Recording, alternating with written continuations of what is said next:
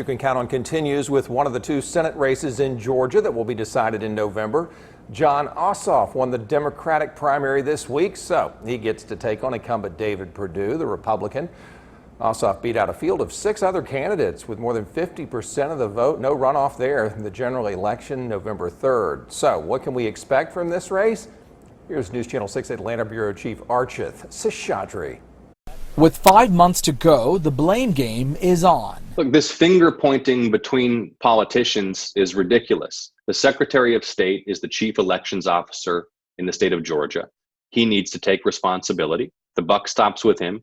And county officials who were delinquent and negligent and incompetent in their duties also need to take responsibility. Both candidates say voter suppression should stop.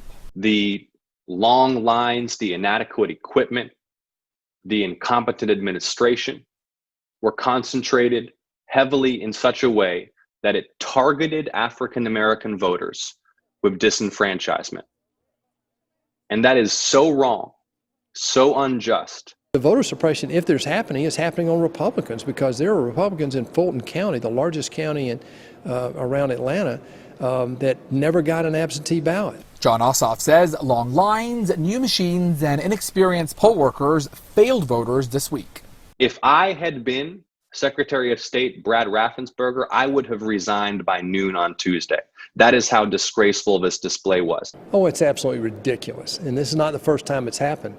The Democrats will try to blame it on our Secretary of State. But Senator David Perdue blames county leaders in heavy Democrat areas. And it's a matter of either, ineptness or malfeasance. I'm not sure which, but we need to get at it. This is unacceptable by any means. In the Senate, I'll fight to make sure every single Georgian has great health care and the medicine they need at prices they can afford. I will fight for major investment in infrastructure and clean energy to get folks back to work and to lay the groundwork for prosperity and sustainability. And I will fight for a new Civil Rights Act and a new Voting Rights Act. But will it be the policies or the party affiliations that'll earn their vote? Reporting in Atlanta, Archith Seshadri, Atlanta Bureau Chief. More than 20 candidates are vying for the other U.S. Senate seat in Georgia against Republican Kelly Loeffler.